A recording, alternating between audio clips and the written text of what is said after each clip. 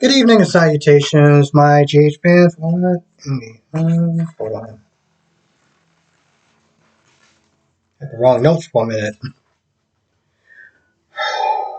Okay, so Holly eventually winds up meeting up with Victor, and of course, so at this point, we knew before this episode that most likely she was working with Victor. Okay, we all kind of surmised that much. Um, so she's feeding him more information, and she doesn't like doing it, but it turned out that Victor was the one that was keeping her for 2 years. Apparently, also took her from, I guess, some other guy named Rudge or whatever. But yeah, so that's what she's been at. She's been there for about 2 years, and she says like, "Yo, what if I stop helping you?" And then she says something along the lines of, "Oh, your something, your court whatever, won't be so lucky." And at this point, we know, okay, we don't know, but it's a good 95% chance that it's Ethan. Because, Holly was like, listen, if you hurt him, I'll kill you. And, Victor's like, listen, watch your tone with me. Okay, because I have his life in my hand. So, this whole theory about her being mind control, let's just let's just get rid of that. Because that's not the case. When she comes back, because she was with Robert, and she was like, "Oh, I'm gonna sit there and turn in," and of course Robert left, and she went out to go see Victor, and she came back, and she made some excuse talking about, "Oh, I was tired, I was restless, so I went outside for a walk, and that's why I'm cold." They kiss, and of course at this point she feels bad for probably getting involved in him a lot more, having those old feelings come up, and of course lying to his face. But she got to do what she has to do. Victor, towards the end, is looking at the necklace that Peter left Britt. So I don't know what's going on with that, but they're gonna sit there and bring, which is actually kind of good. Seems like they're gonna bring Britt and Cody into whatever's going on with Victor, which should be interesting. Now, with Chase and Brooklyn, there's a point where Chase is after taking pictures of someone.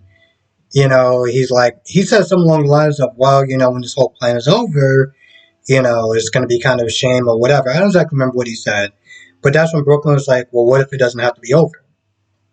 Now, at this point, we all know that Brooklyn wants Chase to continue singing, to hell with his career, to hell with his passions, his dreams. It's about what she wants. They do wind up meeting up, I guess the singer that's supposed to be collabing with him, ones that meet them there. Her name is Blaze, aka Allison. So they hit it off or whatever. And not Chase, but Brooklyn gets a sense that, Blaze don't like working with Link, which is not really a surprise because if you look up scumbag in the dictionary, I'm pretty sure you're gonna wind up seeing his face. So they leave. And of course, Brooklyn's like, oh, we're going to sit there. And I guess the plan is for Chase to sit there and sign with him and then, like, leave him or whatever, which I don't really. Here's the thing. I don't understand. Because I'm sitting there talking about, I don't really understand the plan. So Link is going to sign him. And then, what, he's going to somehow get her music back? Somehow, which I still have no idea how they're going to do that. And then he's going to just leave. And he honestly thinks that there's going to be no legal repercussions whatsoever. Well, of course, this is a plan that's, conceived by Brooklyn. So, at least if you're trying to put in an ounce of logic into it, was pointless. So, Gladys is at the hospital. Apparently, she volunteers sometimes, and Austin sees her and starts talking to her a little bit. And Gladys kind of chuckles, like, listen, we both came to this town with some really bad intentions, which is kind of odd because I don't understand how Gladys knew about Austin and his chip on his shoulder. We all know that Gladys had a chip on her shoulder, and that's fine. But sit there and say, "Oh, just think, when we first came to town, we had a chip on our shoulders." And I'm like, "How'd you know about him having a chip on his shoulders?" I don't really get that. I didn't understand that. So if anybody can explain that to me in the comment section, please do. But of course, not that long after, Mason shows up, and before he gets a chance to really shake Gladys' hand, Austin pulls him away. Mason has another job. Apparently, he needs somebody to sit there and patch up somebody with a bullet, with a bullet wound, because gunshots and reports and everything like that. So at this point, Austin's like, I'm done. I paid my debt. You can go back and tell her, yada, yada, yada. In all reality, if you didn't watch this, you're not missing much because we still don't know. We still don't know who Austin's working for. Okay? What debt does he owe to this woman? What's going to wind up happening if he doesn't continue to work for this woman? I don't really. We still haven't. We still don't know. 1 second. Sorry about that. I really don't like that song. It sounds like somebody's breaking glass. Anyway, yeah. So we still don't know Austin's backstory. We really don't. As far as this whole who he's working for and him getting away and everything like that. Because here's the thing, it seems like this was kind of a story that was added on. At first, this is about Austin trying to get some sort of claim from his dad or whatever, and him trying to get close to the Quartermains or him trying to screw them over or whatever it was. That was the original story.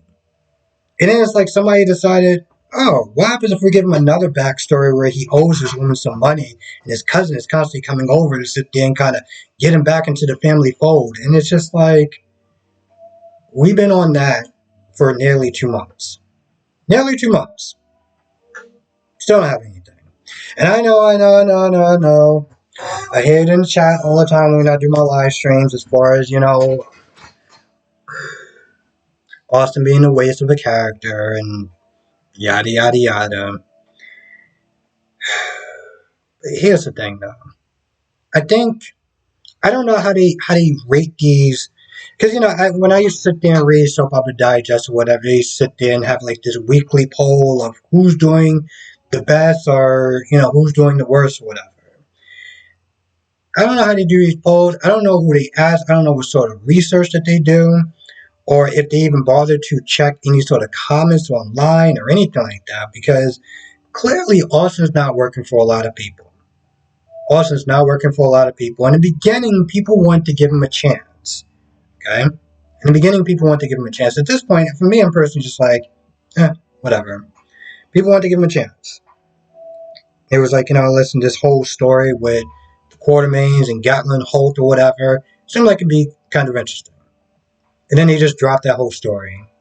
Then they had him do this story, and people were just like, oh, he should go back to being Franco. And there's so many different reasons of what I heard about why he can't go back to being Franco. I don't know if there's a legal thing that's going on as far as the name and the actual actor.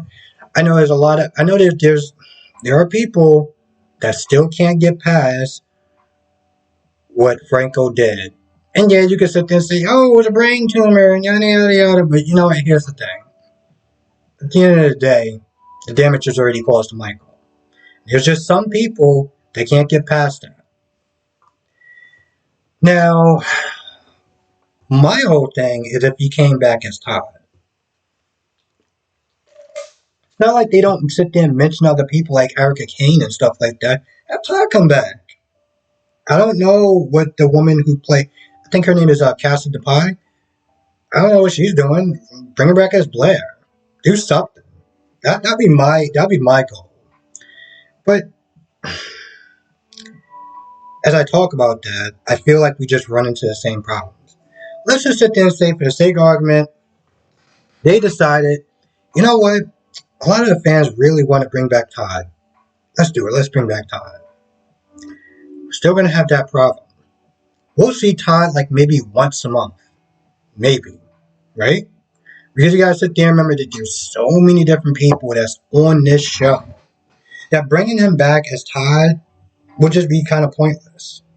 Which is why I think at this point, do I even need to say it? I don't need to say it, so I'm not going to say it. And if you know what I'm going to say, write in the comment section. Um, we got Curtis and Portia talking about getting married and to genetic counseling and having children, and yeah, that was pretty much about it. So Jordan tells Trina that a lot of this stuff is connected to her. Trina at this point is at an 8.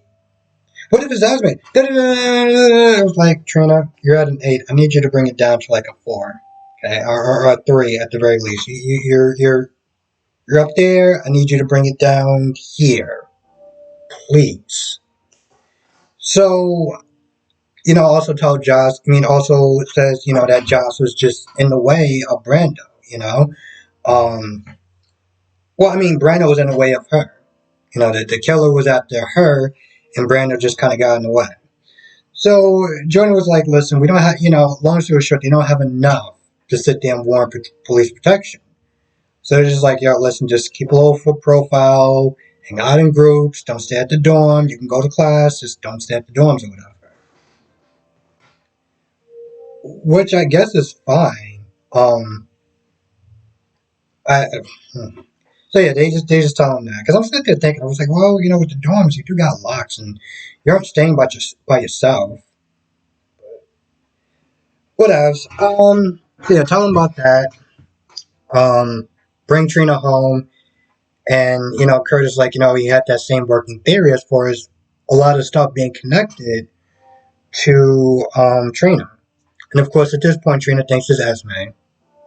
Like, I thought it was Esme. Now that the killer sent a letter, that just kind of blew my theory out the water. So, and like I said, I can admit when I'm wrong. At this point, people are sitting there saying that even the D.A. Arden could be the Hook killer. Oh, speaking of that, which at this point could be anyone. Speaking of that, Mac and Felicia are talking about Cody, and Mac is just kind of worried that he's not going to be able to form a connection with Cody and what it's going to be like, and just a lot of worries or whatever. Robert comes over. At first, they talk about Anna, and he has some good news, bad news, and long story short, this DA feels that she has enough evidence to convince a jury to convict her. So there's that. And of course, at this point, we're not going to sit there and talk about Alex, because why would we talk about Alex? Why was... now I'm at an 8. I need to bring it down to a 4. But sometimes the level of stupidity just anyway, talk about that. They talk about Cody. Robert's, first time just finding out about Cody possibly being his nephew and everything like that. Talking about Holly and of course he runs into Diane, which is another thing. So Maxie, after telling Austin that she can't get away from the office, Sasha and Diane comes in.